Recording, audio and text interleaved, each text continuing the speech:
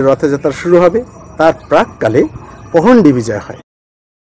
হরে কৃষ্ণ, জগন্নাথ বলদেব সুভদ্রা মহারানী কি জয়।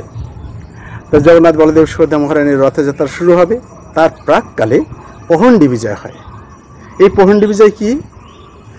পহণ্ডি বিজয় অর্থাৎ জগন্নাথ প্রথমে সুদর্শন যাবে, তারপর হচ্ছে সুভদ্রা মহারানী, তারপর হচ্ছে বলদেব এবং তারপর হচ্ছে শেষে জগন্নাথ দেব। সুদর্শন, সুভদ্রা দেবী, বলদেব এবং জগন্নাথ দেব। প্রথম সুদর্শন এবং সুভদ্রা দেবীকে নিয়ে যাওয়া হয় রথের।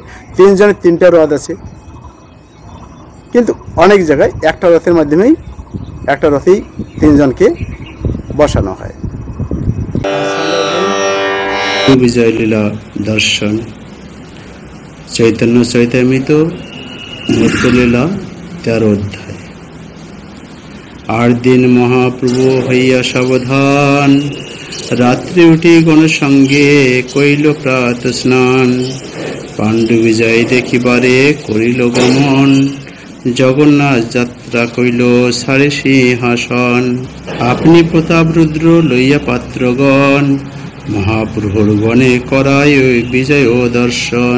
অদ্বৈত নিতাই আদি সঙ্গে ভক্তগণ, সুখে মহাপ্রভু দেখে ঈশ্বর গমন।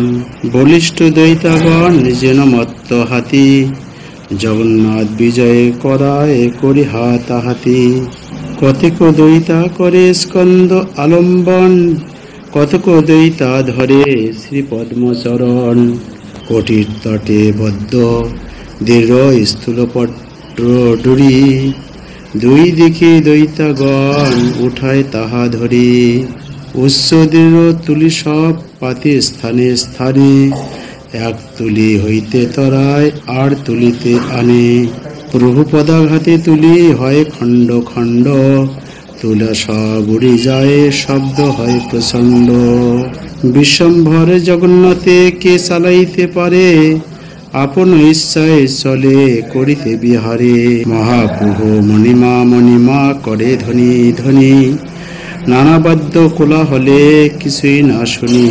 তবে প্রতাপ রুদ্র করে আপনে সেবন, সুবর্ণ মার্জনী লইয়া করে পথ সম্বর্ষণ। এখন পাণ্ডু বিজয় হওয়ার পর প্রতাপ রুদ্র সুবর্ণ মার্জনী নিয়ে শ্রী জগন্নাথ দেবের পথ সম্মার্জন করলেন। এই পহণ্ডি বিজয় মানে ধাপে ধাপে তাদেরকে নিয়ে যাওয়া হয়। ধাপে ধাপে মানে এক জায়গা থেকে জগন্নাথদেবকে এক জায়গায় নিয়ে আসা হবে, সেখানে আবার একটা টুল, তারপর একটা বালিশ দিয়ে, অর্থাৎ একটা নরম তুলার গদির উপরে তাকে বসানো হয় এবং পুনরায় আবার কিছু দূর নিয়ে গিয়ে আবার বসানো হয়। অর্থাৎ ধাপে ধাপে তাদেরকে যেহেতু নিয়ে যাওয়া হয়, এই জন্য পাহণ্ডি, অর্থাৎ ধাপে ধাপে তাদেরকে নিয়ে যাওয়া হয়। এটা হচ্ছে পহণ্ডি বিজয়, অর্থাৎ যেহেতু তিনি বিজয় রথে আরোহণ করবেন।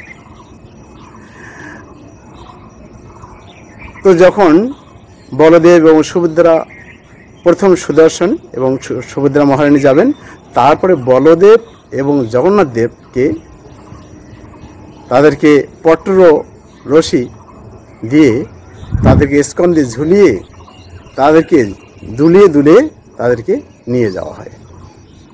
অত্যন্ত আনন্দ, একদম মনোরম দৃশ্য, যে জগন্নাথ স্বামী কীভাবে তার ভক্তদেরকে কৃপা করার জন্য শ্রীমন্দির থেকে বাহির হয়ে রাস্তায় বেরিয়েবেন। রাস্তায় বেরিয়ে তিনি সবাইকে, ছোট বড় কোনো জাতি ভেদাভেদ নেই, সবাইকে অকাতরে তার প্রেম বিতরণ করবেন। এটি হচ্ছে মহাপ্রভুর বিশেষ বদান্য। যখন জগন্নাথ দেব রথযাত্রা শুরু হয়, শ্রী চৈতন্য মহাপ্রভু তিনি নিজেকে 7 ভাবে বিভক্ত করেন। 7 ভাবে বিভক্ত করে প্রত্যেক গ্রুপেই, প্রত্যেক দলে মনে করে যে মহাপ্রভু আমার সাথে রয়েছে। তো এইভাবে মহাপ্রভু কখনো সামনে যেতেন, কখনো পিছিয়ে থাকতেন, বিভিন্নভাবে আনন্দ প্রদান করতেন। এই পহণ্ডি বিজয়, এটি যেহেতু রথে আরোহণ করা হচ্ছে, একসময় একটা বিশেষ কাহিনী, হ্যাঁ, এই যে বালিশ অর্থাৎ নরম গদির উপর তাকে রাখা হয় কেন? তো জগন্নাথ দেবকে এক সময় পরমেষ্ঠী নামে একজন ভক্ত ছিলেন দিল্লিতে। সে অত্যন্ত জগন্নাথের প্রিয় ভক্ত ছিলেন। তার এই পরমেষ্ঠীর 3 জন কন্যা এবং 2 পুত্র ছিল। কিন্তু এই পরমেষ্ঠী ভক্ত তার পিঠে একটু কুঁজো ছিল। হ্যাঁ, তো একদিন সেখানকার মানে তিনি দর্জির দিক দিয়ে অনেক ভালো কাজ জানতেন, সেলাই কাজ।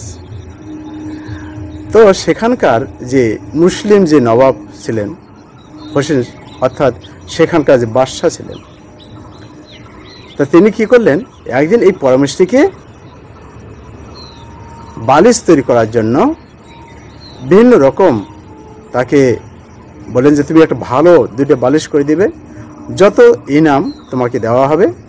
এবং বিভিন্ন রকম সেই বালিশটা ছিল বিভিন্ন রকম মণি, মুক্তা, হীরা, জহরত খচিত হবে। তো যখন কাপড়টা এনে পরমেষ্ঠীকে দিয়েছেন, পরমেষ্ঠী ভাবলেন ওই এত সুন্দর কাপড়, এটা জগন্নাথের জন্যই ঠিক ছিল। আর এই এত সুন্দর বালিশ তৈরি করে এটা জগন্নাথের একমাত্র প্রাপ্য হওয়া উচিত, কেননা এই বাদশার থেকে জগন্নাথ অনেক অনেক বড়। তো যথারীতি পরমেষ্ঠী কাজ করছেন এবং আর জগন্নাথের গুণকীর্তন করছেন। তো যেহেতু জগন্নাথের গুণকীর্তন করছেন, তিনি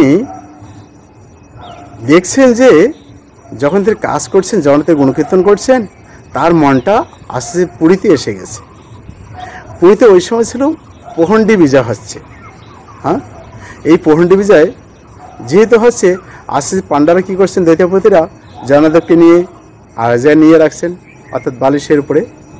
তারপর সেখান থেকে আর একটা জায়গায় নিয়ে রাখছেন দুলিয়ে দুলিয়ে। তো এক সময় এই পরমেষ্ঠী দেখলেন যে সেই যে তুলার গদির উপর রাখা হয়েছিল একটা জায়গায় রেখে দিল। পরমেষ্ঠীর ইচ্ছা হলো আমার যদি এই বালিশটাও যদি সেখানে রাখা যেত কত না ভালো হতো। তো যখন তিনি মনের এই ধরনের ভাব সংশয় হয়েছে, তার এসেছে, তো তিনি দেখলেন, লক্ষ্য করলেন যে একটা যখনই গদির উপর রাখছে, গদির বালিশটা হঠাৎ ফেটে গেছে। পাণ্ডারা এদিক সেদিক ছোটাছুটি করছে, কোথায় পাবো কোথায় পাবো, কী করবো।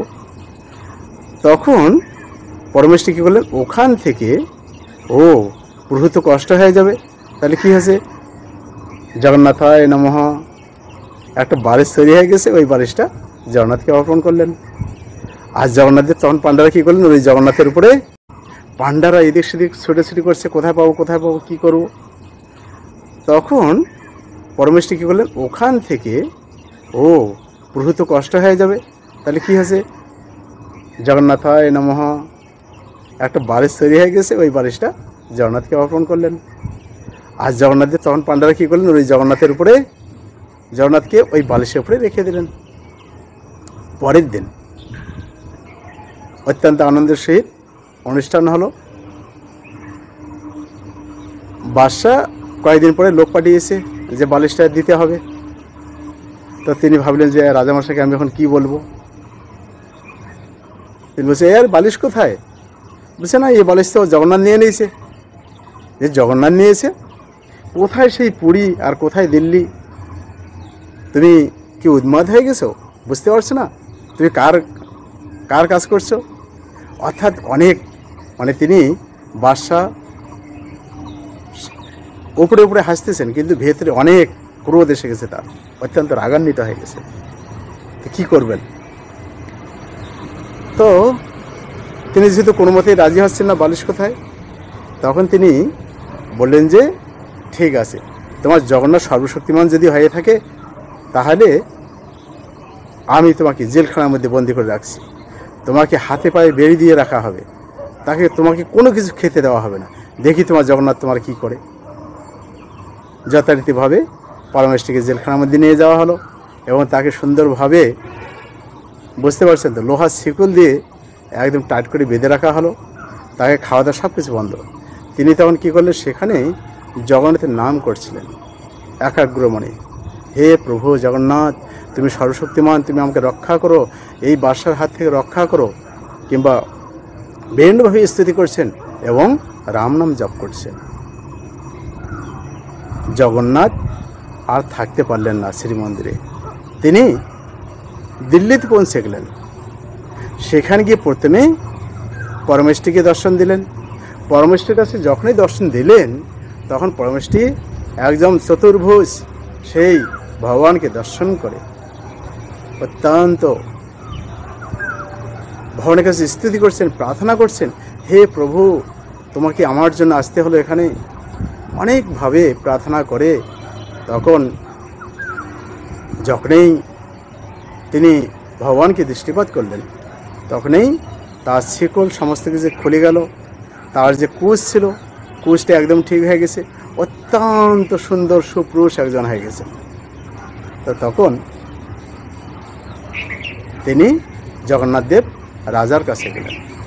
রাজাকে গিয়ে বলছে, আরে তুমি কি হয়েছ, তোমার কি এই বস্তুগুলো সব তো আমার বস্তু, আমাকে একটা সে হতে দিয়েছে, তাতে কি হয়েছে, তুমি তাকে জেলের মধ্যে বন্দি করে রাখছো।